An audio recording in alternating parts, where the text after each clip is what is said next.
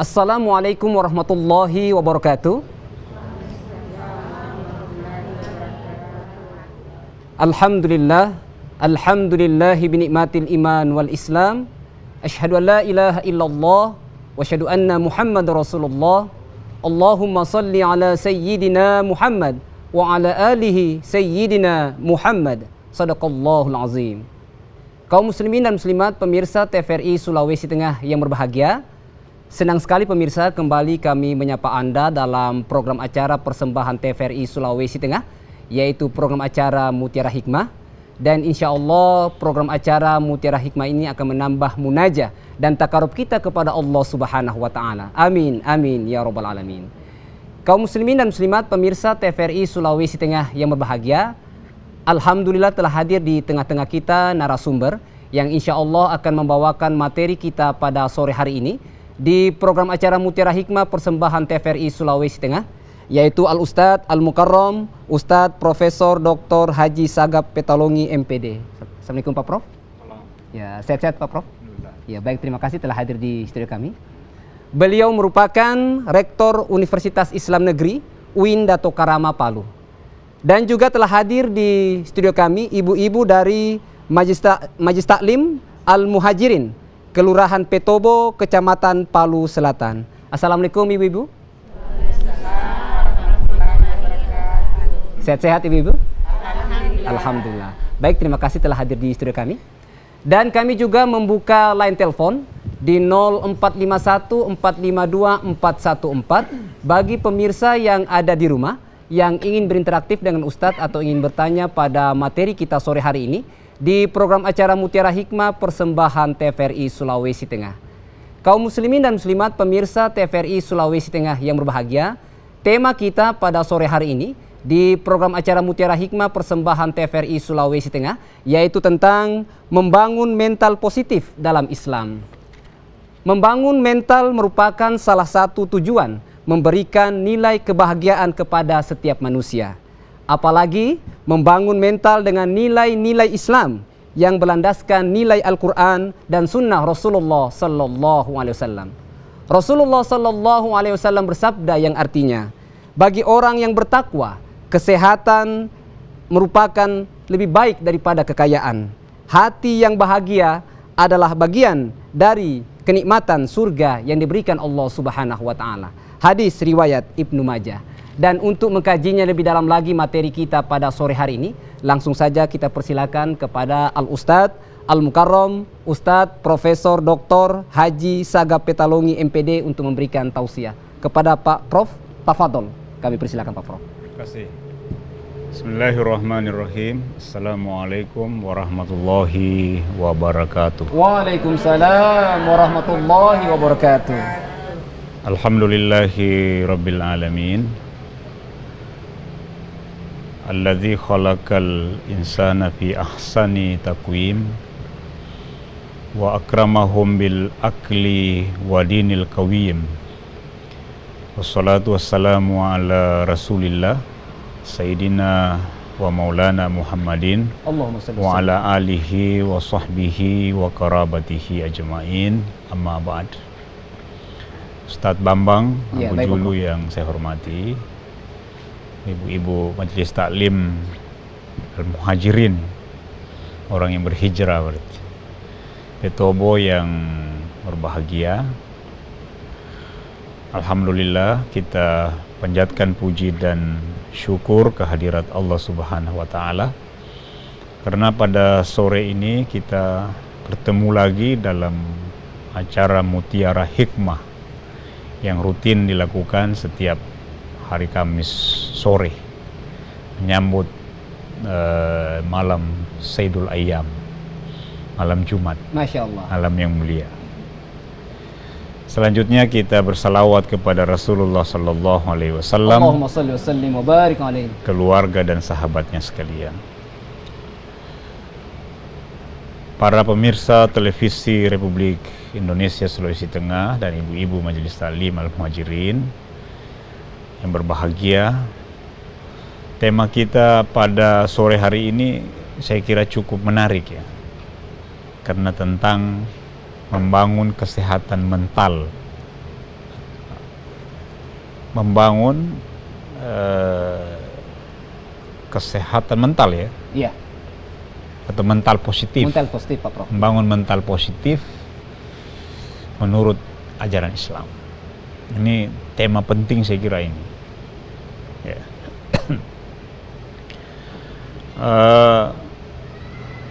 Membangun mental ini sebenarnya salah satu program nasional.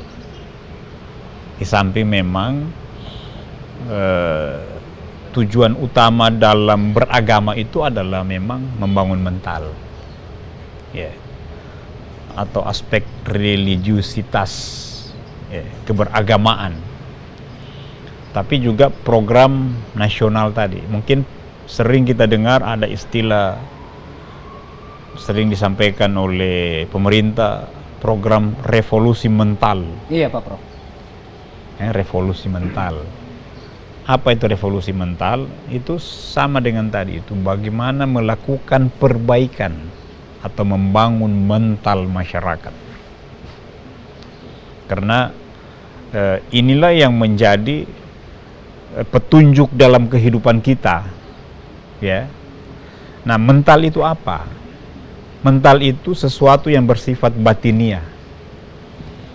Jadi tidak terlihat tapi bisa terwujud dalam sikap dan perilaku. Jadi apa yang kita lakukan itu adalah bagian dari refleksi mental kita, bagian dari perwujudan apa yang ada dalam batin kita. Jadi mental itu lebih pada dalam diri kita, tidak terlihat. Kalau kira-kira digabungkan itu dua hal yang berkaitan erat, yaitu cara berpikir dan cara berperasaan. Ya, cara berpikir dan cara berperasaan. Gabungan dari keduanya ini, cara berpikir dan cara berperasaan, itulah mental. Karena itu di dalam Islam atau dalam kehidupan kita sering kita dengar, kalau mau sehat harus selalu positive thinking. Apa itu positive thinking itu? Iya. Ya, berpikiran positif. Atau dalam bahasa agama kita biasa disebut dengan istilah husnudzon, berprasangka baik.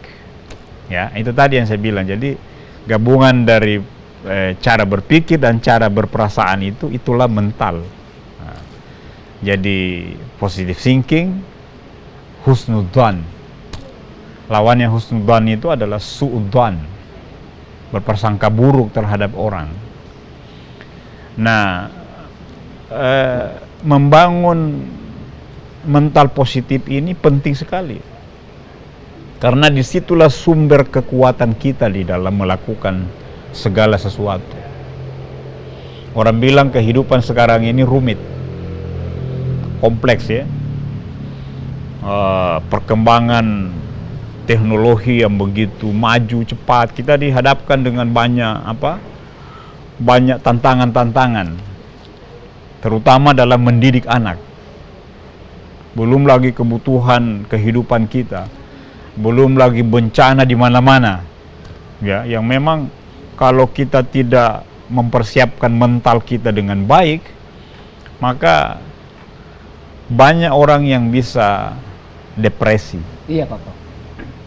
Depresi akhirnya nanti bisa stres. Stres itu bahasa lainnya kurang waras alias gila. Iya. Ya. Nah, itu bermula dari situ tadi itu. Dibangun dari di format atau dimulai dari cara berpikirnya yang salah, lalu cara berperasaannya yang salah juga, selalu mengarah ke hal-hal yang negatif. Ya. Akhirnya timbullah rasa kecemasan, ketakutan. Makanya dalam surah Al-Baqarah itu Allah Subhanahu wa taala sudah menyatakan, walanabluwannakum bisyai'in minal khaufi wal ju', ya, wa naqsi minal amwal wal anfusi was samarat Wabashir sabirin. Nah, jadi kuncinya di sini. Jadi kata Allah, kamu pasti akan diuji itu dengan sesuatu, ya, rasa takut. Jadi macam-macam kehidupan ini menakutkan atau tidak kalau kita mau pikir-pikir, ya. Kadang takut kan, bagaimana sudah ini nih. Gempa kemarin, gempa lagi di mana-mana. Iya, banyak ujian Pak Prof ya. Iya, kita baca di koran itu ada lagi mau gempa mega terus itu yang katanya 8,9, 9,5, 7,4 saya kemarin kita di Palu seperti hampir kiamat. Apalagi kalau 8,9, 9, sekian. Nah itu kalau mau dipikir terus, ya, itu bisa stres kita. Nah, jadi kata Allah itu minal khauf, ada rasa takut selalu itu. Walju, lapar, ya. Minal amwal, kekurangan harta, kekurangan kebutuhan kita itu rasanya tidak cukup-cukup. Ya. Wal anfusi was samarat, kekurangan ketakutan, kemudian buah-buahan. Nah, kata Allah, wabashir sabirin. Tapi bagi orang-orang yang sabar, nah, itu ada kabar gembira bagi mereka. Kabar gembiranya itu apa? Orang-orang yang sabar itu tadi. Orang yang sabar itu kan muncul dari dalam jiwa kan. Nah, dibangun muncul dari tadi rasa, cara berpikir dan cara berperasaan. Dikelola itu, jadi mental itu begitu, dikelola fungsi-fungsi kejiwaan itu sehingga dia menjadi sesuatu yang energi, kekuatan, bukan sebaliknya menjadi penghambat kemajuan kita karena kita pikir terus ini. Kalau pikir-pikir tidak ada habis-habisnya. Nah, makanya itu wabashir sabirin. Dalam surah Al-Baqarah juga dikatakan wasta'inu bis sabri was shalah. Jadikanlah penolong bagi kamu itu sabar dan sholat. Nah, jadi kata kuncinya di sini bagaimana membangun mental positif dalam Islam itu, salah satunya adalah itu tadi.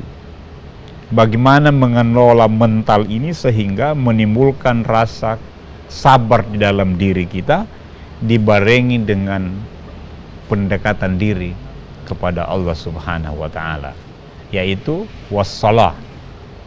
Wasta'inu bis sabri wassalah.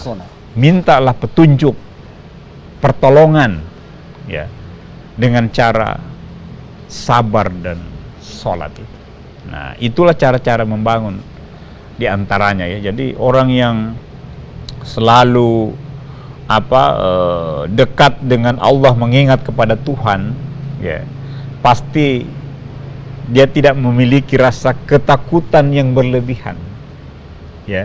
Dia pasti memiliki mental positif untuk bangkit, untuk menghindarkan diri dari hal-hal yang bisa mengganggu tadi. Karena kalau itu sudah ada, ya, yang saya sebut tadi itu, lawannya dari mental mental positif itu mental negatif, maka orang bisa drop.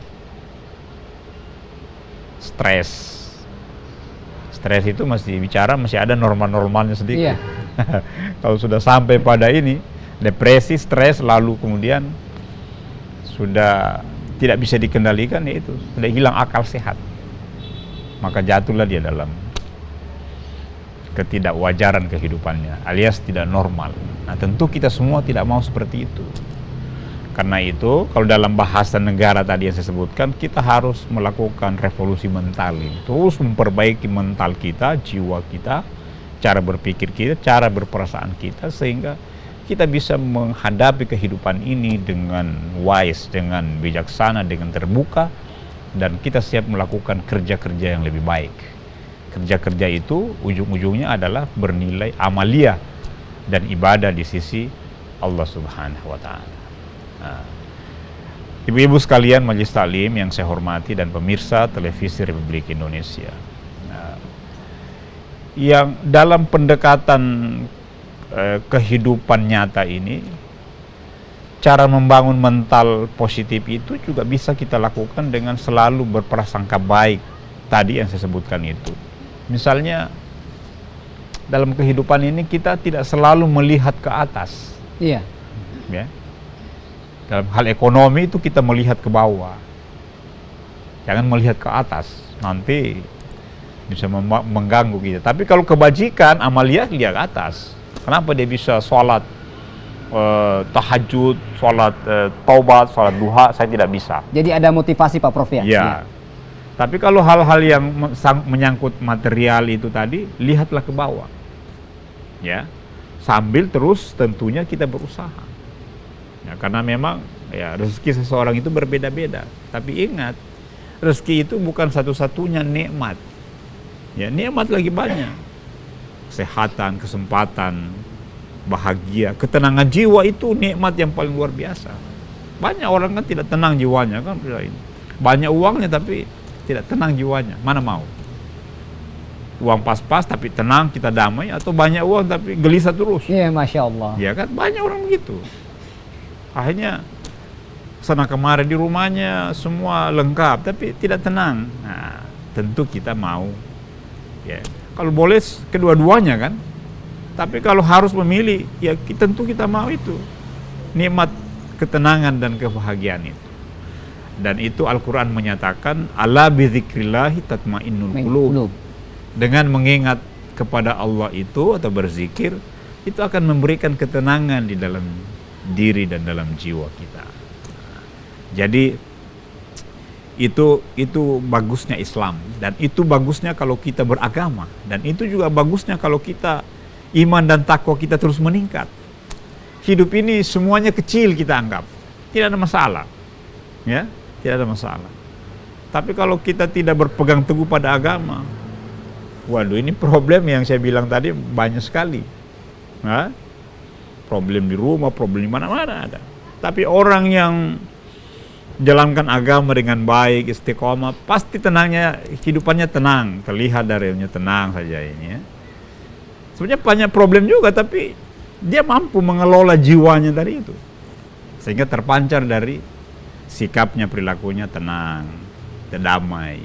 Itu tidak dibuat-buat, itu memang bersumber dari dalam jiwa kita. Nah, itulah sebabnya salah satu cara paling penting tadi itu ya adalah selalu mendekatkan diri kepada Allah Subhanahu wa taala, mengingat kepada Allah Subhanahu wa taala. Dan yang terakhir ya, kita harus tanamkan dalam jiwa kita bahwa tujuan kehidupan ini bukan di dunia ini. Ya. Tujuan kehidupan ini bukan di dunia. Masih ada tujuan akhir, itu adalah di akhirat. Walal akhiratu khairun wa abqa, kata Allah dalam Al-Quran. Dan kehidupan di hari kemudian itu kekal selama-lamanya. Dan itulah tujuan akhir kita. Jadi kalau sudah seperti itu, maka ya mental kita jadi kuat. Segala sesuatu kita hadapi selalu kita kembalikan bahwa ini adalah bagian dari ketentuan dari Allah Subhanahu wa taala. Coba kemarin kita hadapi corona kan? Iya Pak Prof. Nah, sekarang ini sudah mulai longgar, sudah mulai bagus, walaupun naik lagi nih, tetap kita jaga. Awal-awal itu waduh, takut orang mana-mana.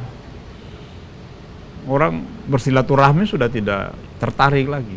Biar keluarga, orang tua pun. Karena orang tua curiga anaknya, jangan datang ke sini mau lihat kita orang tapi bawa penyakit. Iya. Hanya dia larang anaknya kan. Anak juga begitu. Jangan kita ke sana kita bawa penyakit, atau mama atau bapak ini ada penyakitnya nanti kan begitu. Apalagi aku sudah batuk-batuk. Iya. Baru ingus orang tuanya. Jadi ada curiga sudah Pak Prof. Iya, jadi saling itu. Jadi semua kita pergi kemana-mana, ya rasa ketakutan tadi itu. Itu yang Allah sebutkan tadi dalam surah Al-Baqarah itu, minal khaufi wal ju'. Jadi rasa takut itu dan akhirnya menimbulkan banyak efek. Nah, akhirnya apa? Drop. Ya, drop. Ya walaupun ajal itu dari Allah Subhanahu wa taala yang tentukan ya. Tetapi penyebab-penyebabnya kan juga bisa dari manusia. Seperti tadi itu. Ada karena orang mentalnya lemah. Banyak saya kira kasus-kasus yang orang cerita ya, kalau kita dengar-dengar itu. Yang sakit itu misalnya suaminya, ya, tapi karena dia dengar suaminya sakit, lalu ibunya sakit juga. Begitu diperiksa, ibunya positif, ibunya yang meninggal duluan. Karena dia pikir terus, Begitu juga sebaliknya. Nah, itu contoh-contoh kecil itu. Jadi itulah pentingnya membangun husnudzon tadi, berprasangka baik terhadap Allah Subhanahu wa taala, atau berpikir positif dalam bahasa sosial kita dalam masyarakat, itu positive thinking. Ya. Dalam Islam itu husnudzon. Dan itu sangat dianjurkan dalam Islam. Bahkan kita berdoa pun kata Allah itu ana min indik ibadi. Jadi saya itu ada pada prasangka hambaku. Ya, Masya Allah. Kata Allah begitu. Artinya kalau kita berdoa lalu kita yakini bahwa Allah akan terima doa kita diterima insya Allah. Tapi kalau lagi berdoa sudah ragu-ragu, itu doanya tidak diterima. Nah, artinya kita berprasangka baik dengan Allah bahwa yang datang kepada kita terjadi pada kita, kehidupan kita, sosial kita, lingkungan kita, itu bagian dari ketentuan Allah Subhanahu wa taala. Tugas kita adalah berikhtiar dan berusaha semaksimal mungkin sesuai dengan kemampuan kita. Amin, amin. Yang pada akhirnya kita serahkan kepada Allah Subhanahu wa taala. Saya kira demikian pengantarnya ya dalam dialog kita pada sore ini. Ya, Terima kasih. Baik, terima kasih Pak Prof atas penjelasannya. Baik kaum muslimin dan muslimat pemirsa TVRI Sulawesi Tengah yang berbahagia, tentunya Pak Prof sudah menjelaskan bahwa membangun mental adalah cara berpikir dan cara berperasaan, dan Pak Prof juga menjelaskan bahwa jadikanlah sabar dan sholat sebagai penolong untuk membina mental kita. Baik, perbincangan kita cukup menarik pada sore hari ini di program acara Mutiara Hikmah persembahan TVRI Sulawesi Tengah. Tetapi kita ikuti jedah berikut ini. Tetaplah di TVRI Sulawesi Tengah. TVRI, media pemersatu bangsa.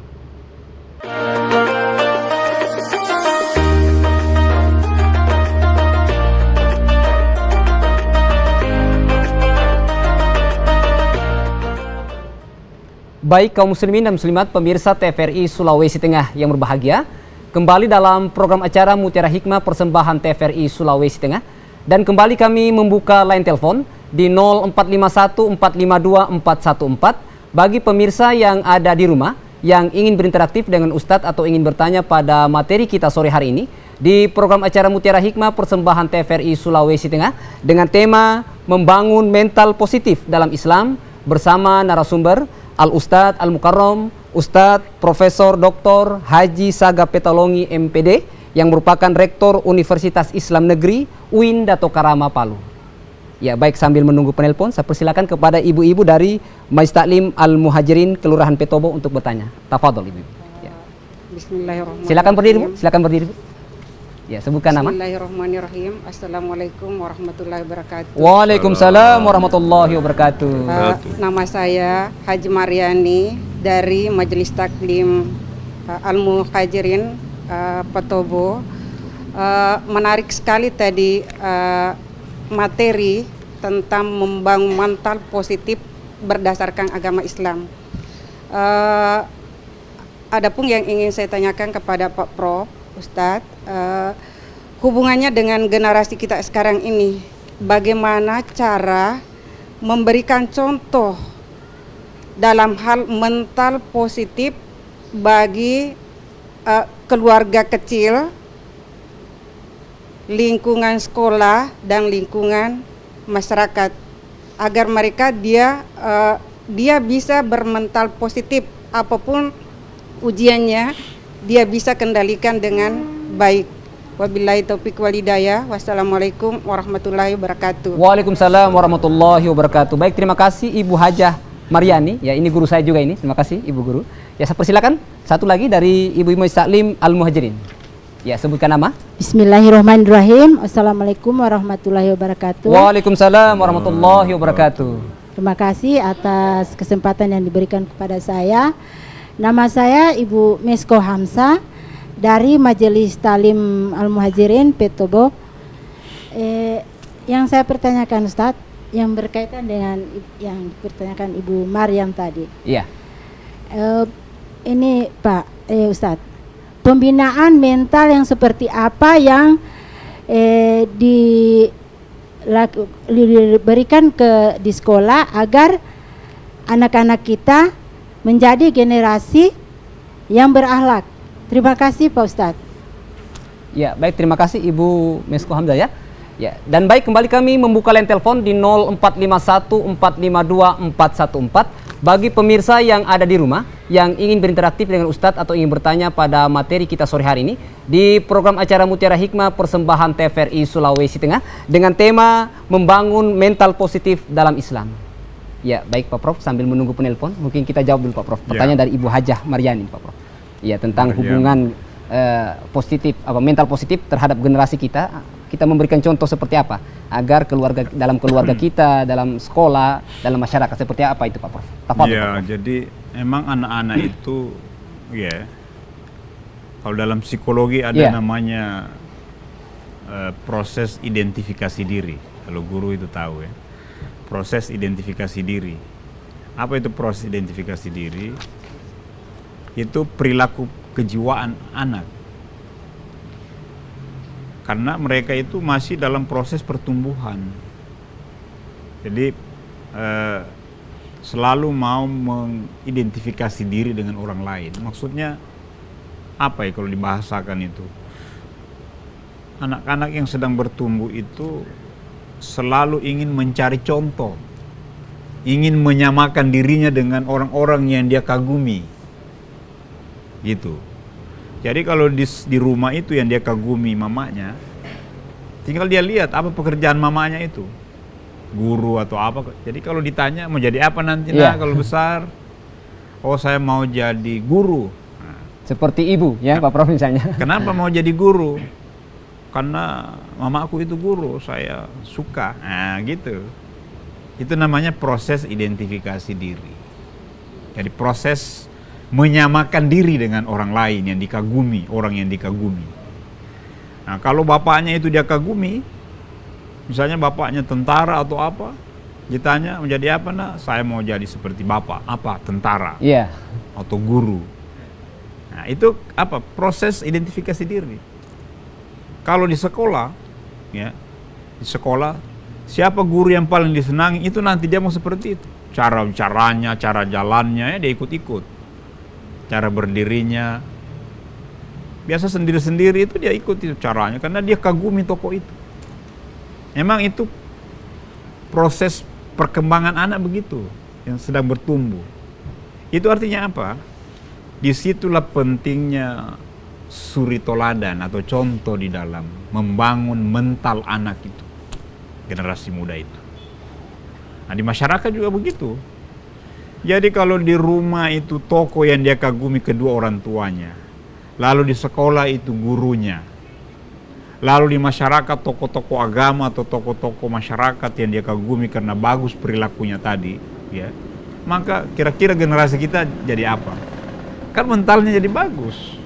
Nah itulah pentingnya membangun sinergitas ini antara pendidikan informal di keluarga, pendidikan formal di sekolah, dan non formal di masyarakat itu. Karena kalau itu bagus, ketemu nanti anak-anak, oh iya berarti kita ini memang harus baik-baik semua. Tidak boleh bikin kejahatan, tidak boleh bikin kelakuan yang tidak baik. Karena di rumah begini, mama bilang, papa bilang, di sekolah juga ibu guru, bapak guru bilang begini, di masyarakat juga begitu. Misalnya di rumah, ibu suruh sholat, tapi ibunya memang sholat dia. Jangan suruh sholat baru nonton misalnya yang jam sholat itu ya. Nah, atau main game. Bagaimana bisa anaknya mau sholat kan? Nah, lalu di sekolah juga begitu. Nah di masyarakat jadi ketemu. Oh memang kita harus melaksanakan sholat sebagai orang muslim yang baik. Itu mental sudah terbangun itu, mental untuk semangat beragama tadi itu. Nah, jadi contoh dan suri toladan itu sangat penting sekali. Nah, bagaimana kalau kita balik itu? Ya, ibunya, bapaknya tidak pernah sholat misalnya. Iya Pak Prof.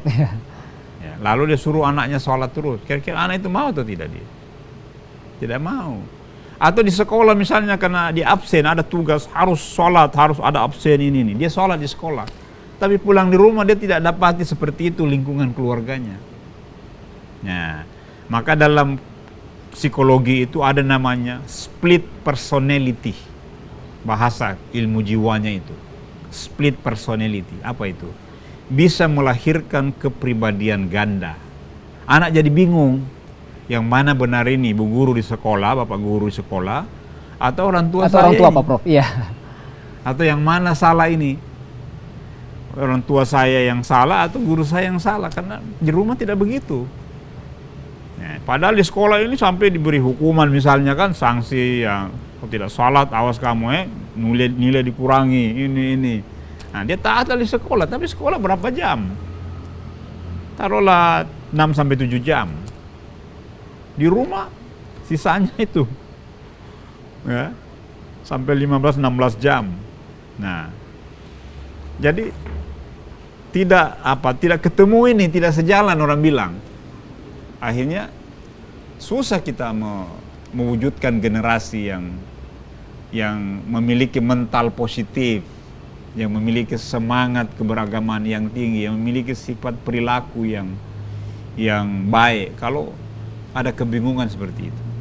Nah, jadi harus sejalan ini antara keluarga, orang tua, guru sekolah, dan juga masyarakat lingkungan kita. Kalau sejalan ini, ya sudah. Itu insya Allah akan baik. Nah, itulah salah satu kelebihannya kalau orang masuk pondok pesantren. Pondok pesantren itu kan sekolah di situ, tinggal di situ kan, belajar di situ, bergaul juga di situ. Jadi 3 lingkungan ini terbangun dia sama diri anak. Bergaul setiap hari dengan santri semuanya, misalnya rajin ibadah, rajin belajar karena memang ada jadwalnya. Ustadz-ustadznya semua, ustazahnya tidak ada yang tidak sholat. Iya. Pondok ini. Lalu bergaul lagi lingkungannya tidak ada orang lain, cuma anak pondok semua. Nah, karena itu kenapa orang banyak menitip anaknya atau menyekolahkan anaknya di pesantren, karena itu tadi mencari lingkungan. Siapa-siapa tahu ya, dia tidak sadar tidak bisa membentuk lingkungan. Karena di keluarga ini juga kadang kita tidak sadar kan, pendidikan berlangsung secara alamiah saja. Kalau di sekolah ada kurikulumnya, ada kepala sekolah, ada pengawas, supervisor datang. Tapi kalau di rumah kita sendiri yang atur. Nah, padahal kita semua orang tua ini, sejelek-jeleknya orang tua itu, dia pasti mau anaknya itu baik. Iya Pak Prof. Ya, mau anaknya baik. Apalagi kalau sudah orang tuanya baik memang. Tentu dia mau anaknya lebih baik dari dia. Tapi itu harus diusahakan dengan dunia sekarang ini. Tantangan yang begitu, tadi yang saya bilang itu, macam-macam. Kompleks. Jangan kita pikir anak-anak kita di dalam kamar, oh bagus di dalam kamar terus dia. Iya. Ada handphone itu. Apalagi Pak Prof zaman milenial seperti ini Pak Prof. Iya. Ya. Jangan kita orang pikir, waduh mana aku punya anak? Itu anak di kamar terus, saya pernah keluar dia. Iya. Padahal kok sampai di Amerika dia. Iya. Macam-macam dia lihat, macam-macam yang dia baca, macam-macam yang dia nonton. Itu dunia sekarang itu. Masih bagus kalau dulu kan kita orang larang kita punya anak bermain. Sekarang lebih bermain sana daripada kok di kamar bakurung. Lebih bahaya lagi. Kalau bermain ya, kita tahu dan temannya sana main apa semua, dia main gasing atau main layang-layang, kita tahu dia lari-lari sana. Asal jangan pinggir di jalan. Iya. Tapi kalau di kamar, jangan bilang aman. Dunia sekarang ini. Nah, itulah tantangannya itu. Jadi, nah itu artinya apa? Yang begitu itu juga harus ditertibkan. Jangan kita orang-orang, mengaji kau, belajar kau. Mamanya sendiri, belajar kau sana. Iya. Ya kan? Bapaknya, gimana bisa itu? Nggak bisa. Anak-anak itu tadi yang saya bilang itu, dalam psikologi bilang, ya, itu proses identifikasi diri. Dia selalu mau mencontoh orang-orang yang dia kagumi. Yang dia kagumi anak itu orang tuanya dan gurunya. Atau kalau kita putar ini bahasa, kalau tidak ada tokoh di lingkungan keluarganya atau gurunya tidak bisa dia contoh, maka dia akan cari contoh orang lain. Nah, artinya apa? Dia akan pergi kemana-mana. Kalau ada orang yang ini salah contoh, ya itulah yang dia contoh dia. Ada orang sering lindungi dia, sering kasih doi, sering kasih apa.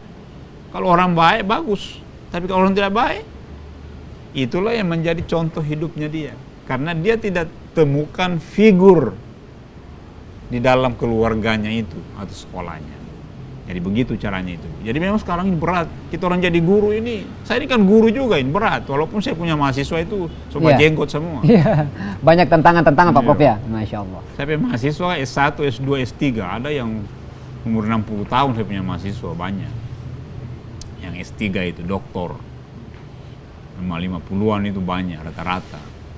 Itu juga butuh, apalagi yang masih berkembang tadi ini, tumbuh berkembang anak-anak SD, SMP itu masa-masa pancaroba itu. Dan dia butuh figur. Nah, gitu ya Ibu ya. Jadi ini penting ada apa ya, kalau bahasa umumnya itu sinergitas itu ada, harus masing-masing ini lingkungan dibangun dengan baik, keluarga, sekolah dan juga masyarakat. Tapi Masya Allah ini ibu-ibu Majelis Talim Al-Muhajirin ya. Kalau bisa mewarnai tiap malam Jumat, misalnya ada pengajian atau ada barasanji atau apa kan namanya itu kan membangun silaturahim, dan anak-anak kita contoh, dia rekam itu. Nanti kalau dia jadi orang tua juga, dia kita punya mama dulu selalu ada pengajian di masjid. Nah, kan itu nanti mereka ini jadi orang tua juga, soalan waktu saja. Nah, itu pentingnya contoh itu. Tapi kalau kita kurang kasih contoh yang lain-lain, itu sekarang ini tidak kasih contoh saja, anak-anak belum tahu bicara, so tahu pakai ini. Iya. Belum bisa bicara, so pintar ini. Apalagi kalau sudah sekolah dia, jadi, nah itulah tantangan sekarang ini. Ya. Nah, dan itu sangat berpengaruh dalam mental seseorang. Kalau sudah dibentuk dari awal, itu umur-umur khususnya pada 0 sampai 7 tahun, biasa orang menyebutnya dengan golden age itu, usia-usia emas, usia pertumbuhan. Kalau di situ salah menempatkan, salah merekam itu bahaya nanti dia. Itu dia rekam itu satu kali tertanam itu. Nanti ke sana dia ingat terus. Coba kita bayangkan kalau kita orang punya yang sudah jadi orang tua ini, kan sudah tua begini, kan kita orang bisa ingat itu masa-masa dulu kecil-kecil apa semua yang kita orang bikin, orang tua kita orang tahu semuanya, rekam itu. Padahal dulu kan cuma dilihat sepintas main-main saja, lari-lari, tapi langsung terekam, diingat. Oh mama dulu tarik-tarik kita orang punya tangan, pergi di sini, pergi di situ, kasih kue. Kalau ada pengajian dia bawa-bawa kita orang sampai tak tidur-tidur. Itu cerita-cerita sederhana tapi membekas di dalam jiwanya, dalam batinnya itu. Nah, ini saya kira penting. Ini judul ini bagus saya kira ini, karena ini memang kenyataan dalam kehidupan kita yang sebenarnya banyak kita sadari, tidak sadari, tapi itu terus berlangsung itu. Dan ini berbahaya karena ya ini kan persoalan waktu saja, alih generasi terus terjadi. Nah, lahir bayi belum bisa, anak-anak, remaja, orang tua menikah, punya anak lagi, itu jadi orang tua lagi dia, terus. Nah, jadi kitalah yang menjadi muara sekarang ini, menjadi ujung tombak untuk membentuk itu generasi yang akan datang. Ya, baik Pak Prof, sebelum kita lanjutkan Pak Prof, ya perbincangan kita cukup menarik pada sore hari ini. Baik kaum muslimin dan muslimat pemirsa TVRI Sulawesi Tengah yang berbahagia, kita akan lanjutkan setelah jeda berikut ini. Tetaplah di TVRI Sulawesi Tengah. TVRI, media pemersatu bangsa.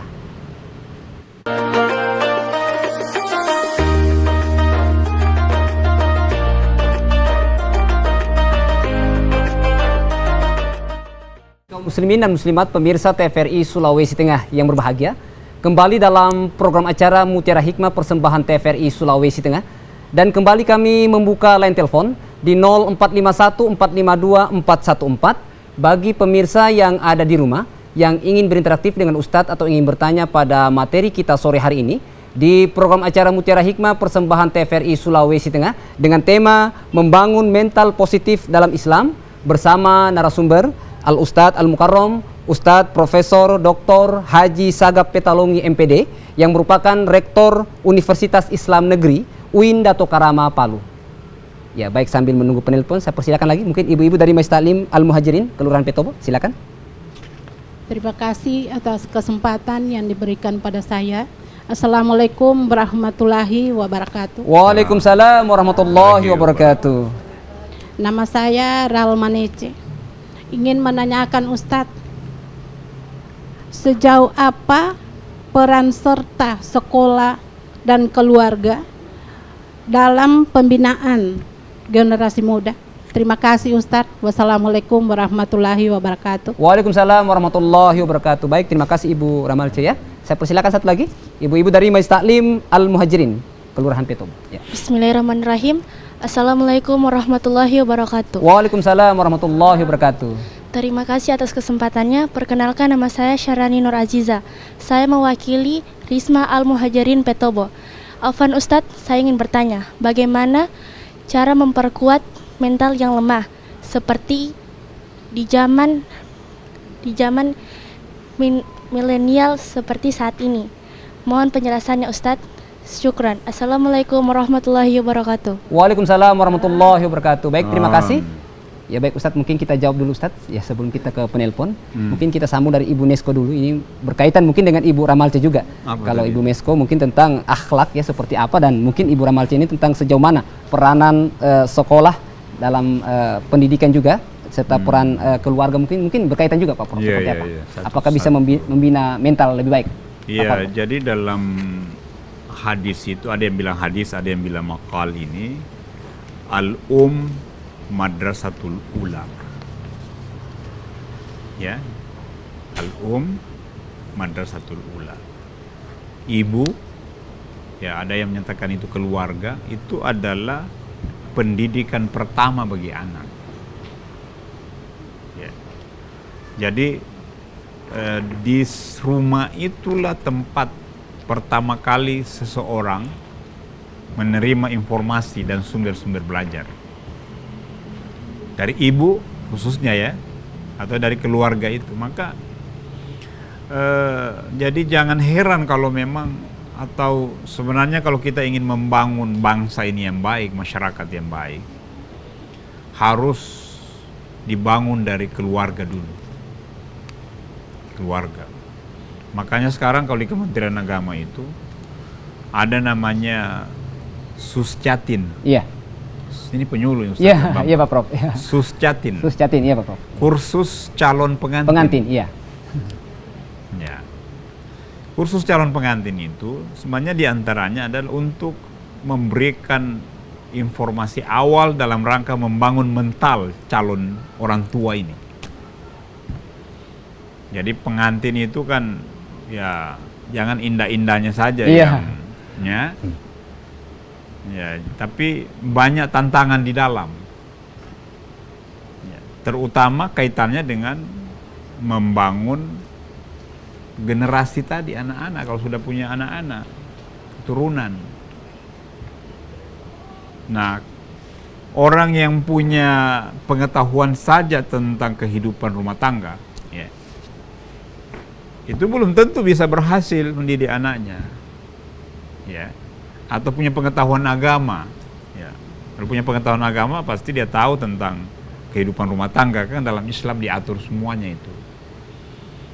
Bahkan kalau ibu-ibu atau siapa yang atau orang yang sudah menikah, kan laki-laki khususnya, ada namanya sikat taklik itu di belakang buku itu, buku nikah itu kan, itu dua-dua biasanya kalau penyuluh agama itu atau apa KUA, iya. Ya. Itu disuruh baca, kalau kau yang baik atau yang ingat itu suruh baca dulu itu di belakang. Itu ada janji di situ akad nikah.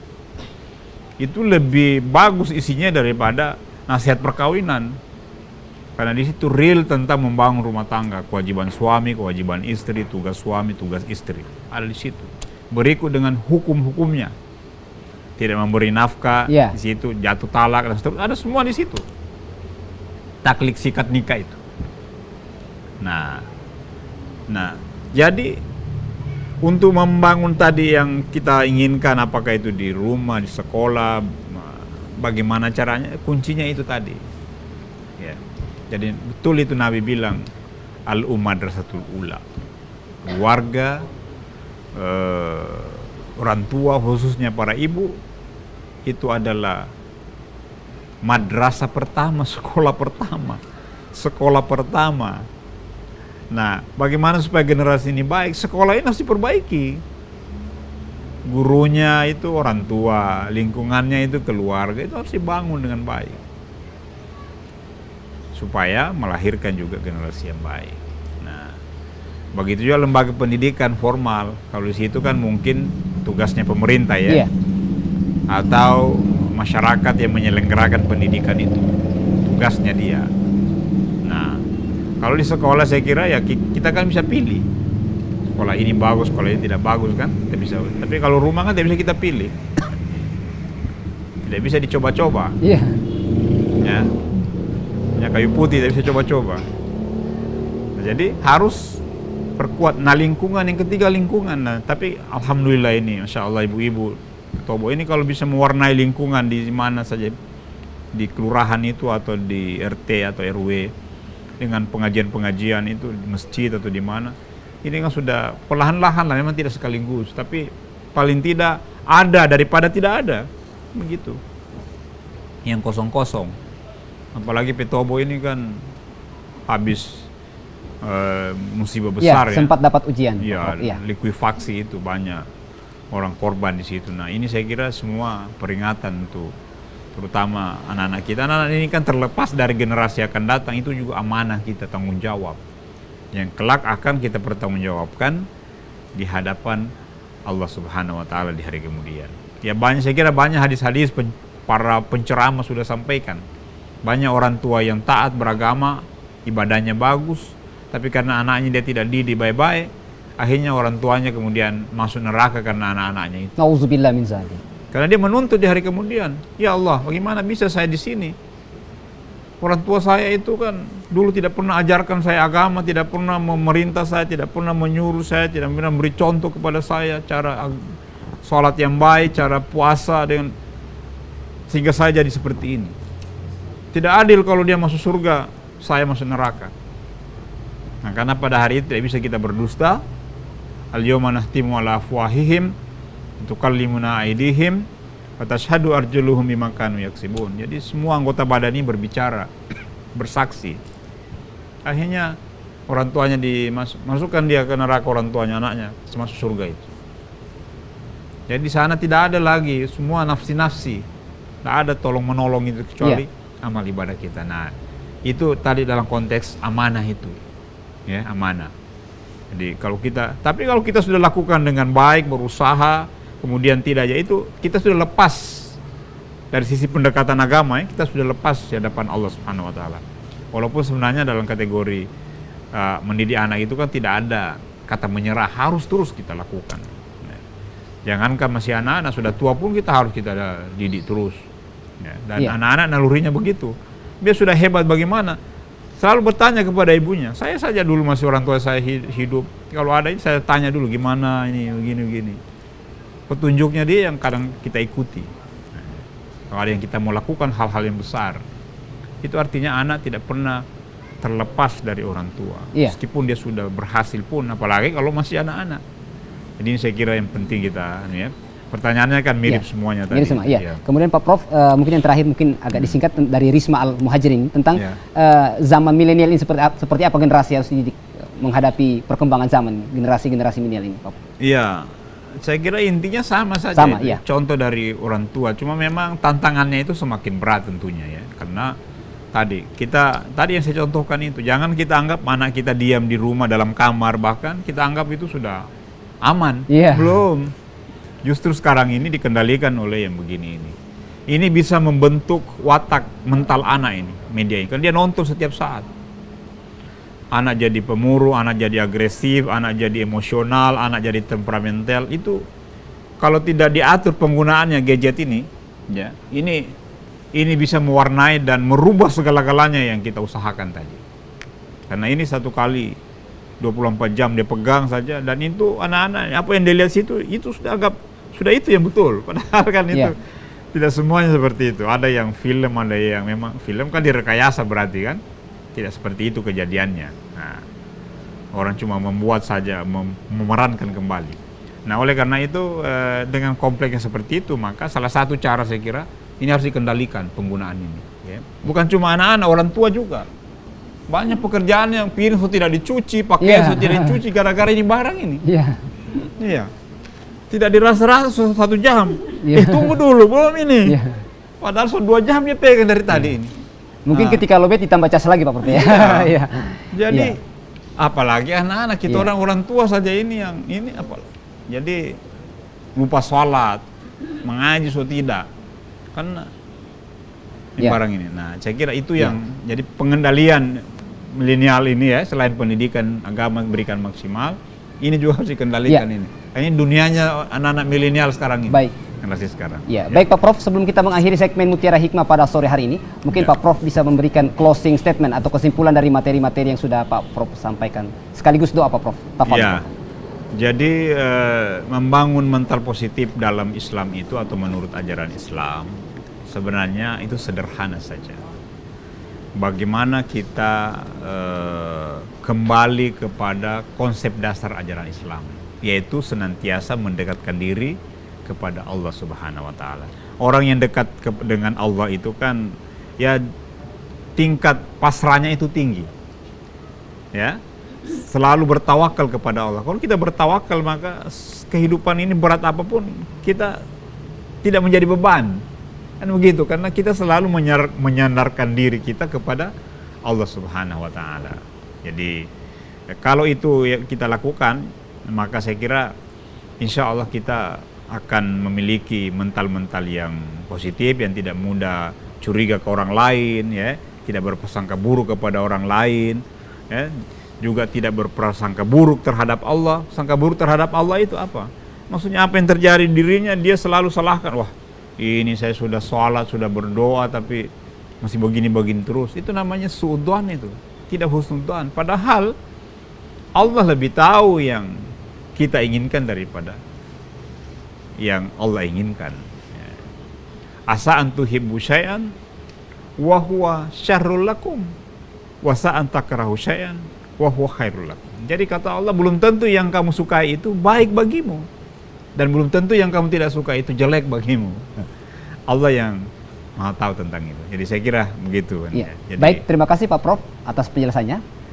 Baik kaum muslimin dan muslimat pemirsa TVRI Sulawesi Tengah yang berbahagia, tentunya Pak Prof sudah menjelaskan bahwa memperbaiki mental kembali kepada konsep Islam, yaitu Al-Quran dan Sunnah Rasulullah SAW. Dan juga Pak Prof menyampaikan bahwa apabila ada permasalahan, maka kembalikan kepada Allah Subhanahu wa Ta'ala, Allah Azza wa Jalla, Allah Jalla Jalalu. Insya Allah Allah akan memberikan jalan kepada kita. Amin ya Rabbal Alamin. Demikian Mutiara Hikmah pada sore hari ini.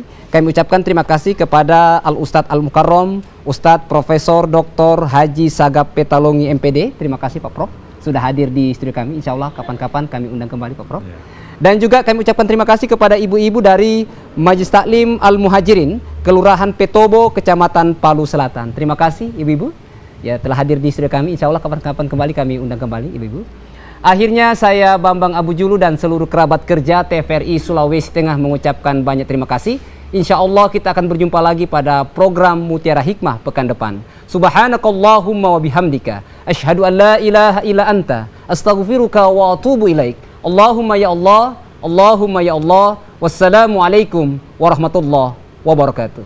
Ya, syukran Pak Prof, syukran. Warahmatullahi wabarakatuh. Terima kasih.